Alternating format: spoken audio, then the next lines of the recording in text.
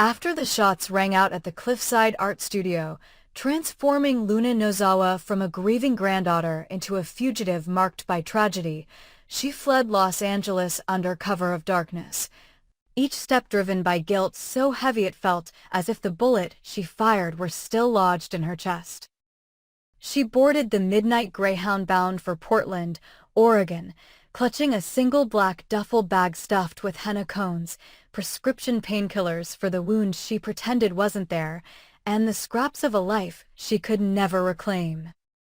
For days she drifted through damp highway rest stops and neon-lit truck plazas, haunted by the echo of Steffy's scream and the sight of Sheila Carter Sharp crumpling to the marble floor, her own grandmother's sacrifice a scar on Luna's conscience that would never fade. As she crossed into Washington State, she changed her hair color to a muted ash brown and adopted the name Neela as she began spinning intricate henna designs on the hands of festival-goers, a living canvas of swirling patterns that camouflaged her desperate need for penance. But no matter how delicate the paisleys or how fine the filigree, each design traced the shape of the bullet she had sent hurtling towards Steffy's heart, and every stroke of the paste felt like an admission of guilt. The lines she drew were impossible to escape, a small spiral that echoed the gun's cylinder, a single dot at the wrist where the bullet had exited, a jagged line slicing across the palm like a scar. Festival attendees admired her talent, snapped photos of her work to post with hashtags like #HennaHealer and #ArtWithSoul, unaware that the real art Luna created was the one she lived in her own mind.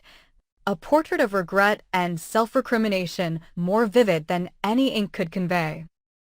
Meanwhile, FBI Special Agent Tyler McCall, a hard-nosed investigator with a reputation for closing cold cases, caught wind of the shooting when witnesses described a young Asian woman fleeing south on foot after the paramedics whisked away 3 victims.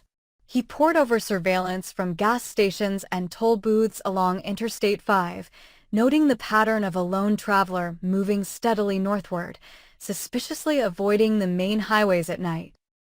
His phone buzzed with a tip from a state trooper who had pulled over a rusted Honda Civic without, of, state plates, registered to a shell corporation in Delaware, and found a crumpled art festival leaflet in the glove compartment, promising live music and artisanal crafts in Olympia that weekend.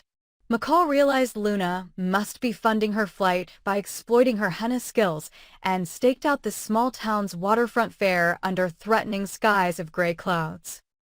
He watched from beneath the brim of a baseball cap as Luna, her fingers stained with dried paste, welcomed customers with a gentle smile that belied the hurricane of guilt swirling behind her eyes. But before he could close in, she slipped away into a throng of shoppers, vanishing down a side alley as if melted into the damp air. Each lead brought McCall closer, yet always one step behind, as Luna bounced from festival to festival.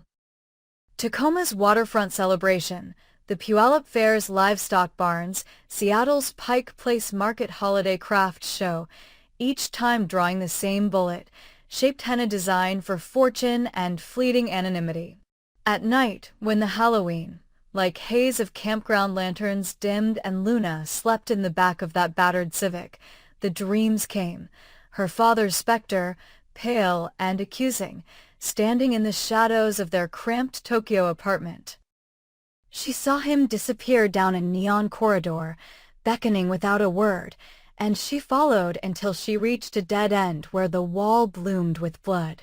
Awake, she touched the scar on her side, where the bullet had grazed her own skin in the scuffle with Taylor Hayes, and felt it throb with the memory of the shot she fired.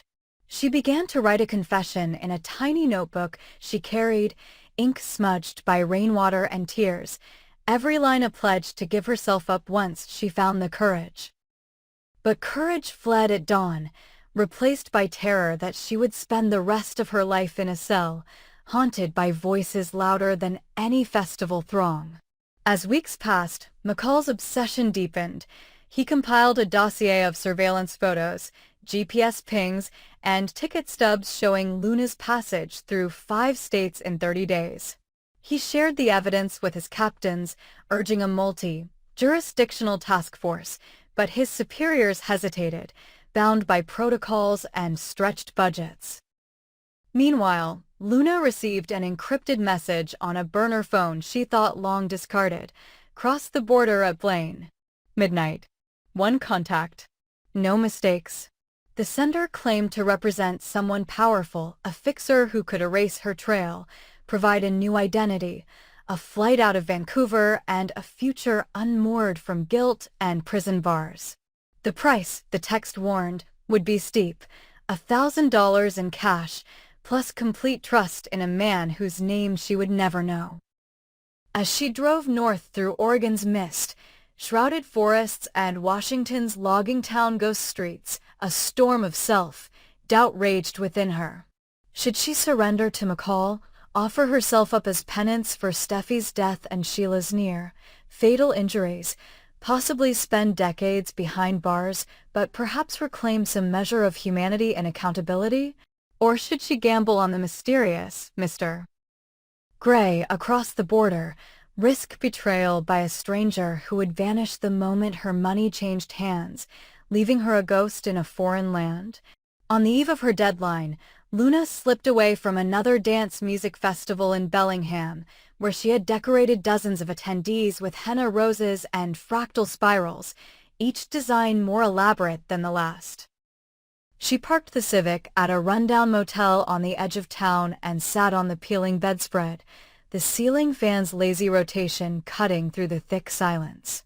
She dialed McCall, but hesitated when his voicemail answered. Her throat burned as she lifted the phone, flicked the burner off, and placed it on the nightstand. Then she retrieved 2 crumpled bundles of cash from her shoe and stuffed them into a plastic bag, along with her passport under a loose plank in the floor. She donned layers of clothing, a woolen scarf, knit cap, big sunglasses, and left a note on the nightstand. "I'm sorry." Fear and resolve warred in her chest as she opened the door and stepped into the frigid air of the Pacific Northwest night. Later, as McCall's team converged on the motel, they found only the discarded note and a trail of smeared red henna on the hallway carpet, leading to an exit sign flickering overhead. He stared at the note scrawled in staccato handwriting, aware that Luna's flight might bring her within reach, and yet the border loomed a final barrier. Cameras captured a lone figure slipping through a shattered fence near the Peace Arch at Blaine, slipping into the shadowed no-man's land between nations. That night, McCall stood at the American side of the stainless steel gate, the final traffic light blinking green across the 40-foot gap, as the Canadian border guard, baffled by the disorderly crossing, attempted to radio for verification. Luna, draped in anonymity and wrapped in regret, walked toward her unknown salvation under the flicker of sodium lights, the weight of her father's visions pressing her forward even as her heart begged for absolution. The henna on her hands had dried into cracking mosaic maps of her sins, and as she neared the promise of a new life, or a darker fate, she closed her eyes and whispered an apology to Steffy's memory and to the grandmother she'd nearly killed, uncertain whether any promise of disappearance could ever atone for the life she had taken. In that liminal space between nation and nation, law and mercy, Luna Nozawa stood poised at the crossroads of destiny, her next choice the most perilous yet. Whether to vanish completely into the promise of Mr. Gray's shadowed world or to turn herself in and face the justice, and perhaps the redemption, so long denied her by the ghosts of her own making.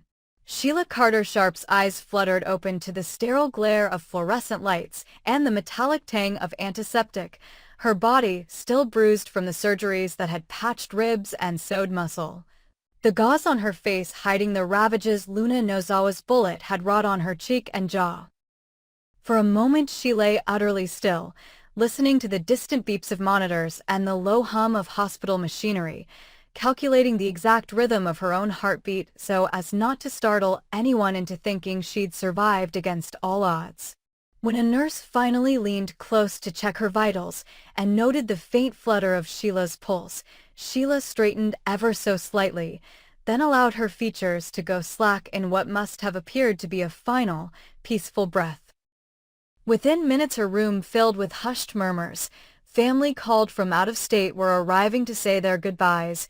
Funeral arrangements were being discussed in corridor whispers. Tributes and eulogies were being drafted. And then, in the chaos of grief and sympathy cards, Sheila enacted the centerpiece of her most audacious con. She arranged for an unmarked gurney to carry her body out of the hospital morgue, shaded by sheets and wheeled through a back entrance, bypassing security cameras with carefully falsified paperwork. By dawn, the Forrester-Spencer clan believed Sheila Carter Sharp had died at last, her chapter closed in a flurry of regrets and half-spoken apologies. But the real Sheila, her flesh still raw beneath gauze and her spirit honed by decades of betrayal and reinvention, slipped into the city of Genoa under the alias Shelley Sharp, a name as sharp-edged as the vengeance she plotted. She arrived at an exclusive reconstructive clinic where she had arranged clandestine consultations, her altered appearance hidden beneath oversized sunglasses, a broad-brimmed hat, and a surgical mask. There, in a private consultation room away from prying eyes, she studied photographs of identical twins and before and after composites of facial transplants, mapping out how to sculpt her disfigured skin into a visage both unrecognizable and striking, a weapon she would wield as artfully as any gun. Yet even as she traced the contours of cheekbones she would never fully repair, the headlines on her phone, Steffy Forrester killed in tragic gunshot, Dr. Finn Finnegan dies defending family, exploded across the screen in crimson type. She paused mid-stroke, the pen hanging over the surgical consent form, as grief she thought long buried surged through her chest. Steffy dead, Finn gone, 2 lives claimed by Luna's trigger finger, 2 people she had once sat across the dinner table from, 2 souls whose laughter had interwoven with her own in unexpected moments of fragile peace. The world tilted. In that instant, every pang of guilt, every flash of pain from her own wound, transmuted into cold, hard resolve. Sheila swallowed her trauma and summoned the version of herself that thrived in darkness and deception. Steffy's blood demanded retribution. Finn's sacrifice demanded vengeance. Luna would pay in full for every life she had shattered. Quietly she rose from the consultation chair, signed the paperwork with her new signature, Shelley Sharp, and left the clinic without another word, her footsteps measured, her heart a black drumbeat of anger. By nightfall, she had tracked Deacon Sharp, an old acquaintance with a penchant for the radar dealings and a smuggler's network that spanned back, alley docks to private airstrips, through a series of encrypted messages. Deacon, surprised to hear from the supposedly deceased matriarch, met her in a deserted warehouse on the outskirts of Genoa City. Under a single bare bulb, he surveyed her bandaged face and the mask that concealed the scars of that fateful beach house shootout. "They told me you were dead," he rasped, yet the old spark of respect and fear lit in his eyes as he recognized the steel in her posture. Sheila whispered the names of the dead Steffy Forrester, Finn Finnegan, and watched as Deacon's jaw clenched. She announced her plan in a single breath. Guns, large, caliber weapons smuggled in through Deacon's contacts, stockpiled in a series of safe houses, then distributed precisely to Luna's known haunts, festivals, art studios, even mental health clinics, so that when the time came, Luna would find herself surrounded by the very instruments of her destruction, puppets dancing on Shelley's strings as she unleashed the fury that all of Los Angeles would never forget. Deacon leaned forward, his eyes glinting with crooked interest. "You want to turn her into a toy," he observed dryly, "a marionette in your revenge theater." Sheila allowed herself a tight smile, the first hint of satisfaction since her morgue escape. "She's toyed with people's lives for too long," she said quietly. "Now she'll learn what it feels like to be the one with the gun pointed at her." They shook on the deal. Deacon would supply the weapons, a cache of silenced pistols and 2 sniper rifles outfitted with laser scopes, while Shelley would provide the cover story and the means to transport the arsenal undetected through customs and across state lines. Meanwhile, the Forrester home in Los Angeles lay heavy with fresh grief. Taylor and Ridge Forrester had flown east for a double funeral that bled into the night. Finn's pallbearers wore somber navy suits, steely grief etched into their faces, while Steffy's memorial display overflowed with white peonies and silk ribbons. The air crackled with questions. Who had truly killed Steffy and Finn Luna Nozawa, or the chain of events that led a grandmother to fake her own death and a smuggler to traffic weapons south of the border? In Steffy's absence, her daughter Hayes clung to a single photograph of her parents, the two of them smiling on the veranda with the Pacific behind them, a snapshot of happiness now forever unattainable. Amid the tears, a single phrase trended on social media. #Justice for Finn and Steffy, an echo of outrage that rose-scented candlelight vigils and protest rallies could never fully quench.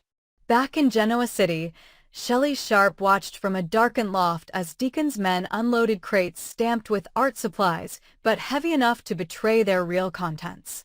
Under her direction, the crates were ferried out in refrigerated trucks bound for Los Angeles, each stamped with the Forrester Company logo, courtesy of forged shipping manifests, and destined for a private warehouse near the beach. Shelley studied the shipping schedules on her laptop, her face now carefully reconstructed into a porcelain mask of serenity that belied the rage behind her eyes. Each read, "I flight." Each truck convoy was timed to coincide with Luna's known movements, harvested from the FBI files Shelley had secretly obtained through Deacon's contacts in law enforcement. In the quiet between deals, Shelley allowed herself a moment of dark reflection. She had once believed redemption lay in sacrifice, had even died protecting Steffy, but now saw that the only language the world understood was power. Forgiveness was a myth peddled to the naive. Only fear guaranteed obedience. The memory of Sheila Carter Sharp, killer, mother, monster, had been both her curse and her greatest asset.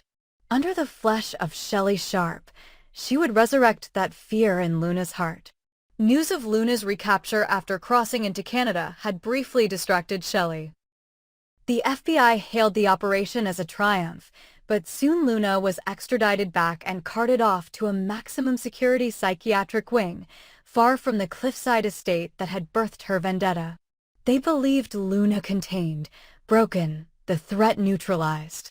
But Shelley Sharp watched the transfer from her hideaway, noting the vulnerabilities in security logs, envisioning the moment when she would infiltrate the facility's transport convoy and spring the first of her traps.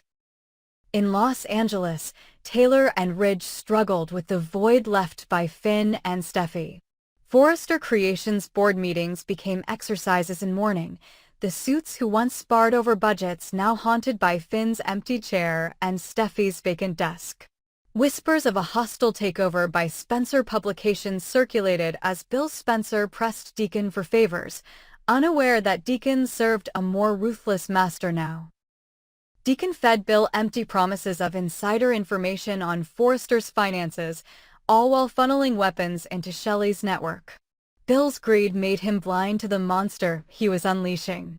Months passed as Shelley orchestrated her grand design, a penthouse masquerade ball on the anniversary of Steffy and Finn's deaths, invitations mailed to the social elite of Los Angeles, including Taylor, Ridge, Bill, Wyatt, Hope, and even Luna's mother Poppy Nozawa, who received her own forged summons. Shelley knew Luna, confined to her cell, would learn of the gathering through the prison's mail interception protocols and demand to attend in person or remotely anything to confront the ghosts of her past. And at that moment, Shelley's snipers would have the mansion bathed in red tracer rounds, every window a potential crosshair, every guest a witness to Luna's final unraveling. The ball's theme, resurrection and revelation, was Shelley's masterstroke. A public spectacle of revival for her own career, masked as a tribute to the dead, but in truth a staged apocalypse for Luna. On the eve of the event, Shelley Sharp stood before a full-length mirror in her hidden suite, testing the lines of makeup that concealed her scars, the custom prosthetics that restored symmetry to her face. She flexed her fingers and imagined them wrapped around the cold metal of the pistol she would carry in her purse, the only weapon she trusted more than the laws of man.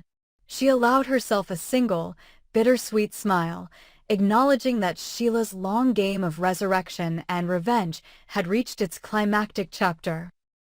And somewhere in the heart of Luna's prison cell, the heavy clank of boots on concrete echoed like a funeral drum as Luna cradled a letter stamped with a gold-embossed invitation, her hands trembling as she recognized the calligraphy. Shelley Sharp cordially requests your presence.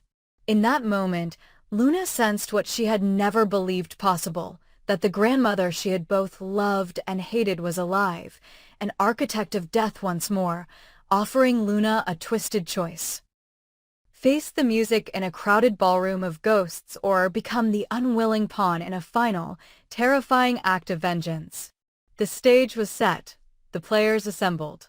In the world of the bold and the beautiful, resurrection was never free, and revenge was a currency more precious than life itself.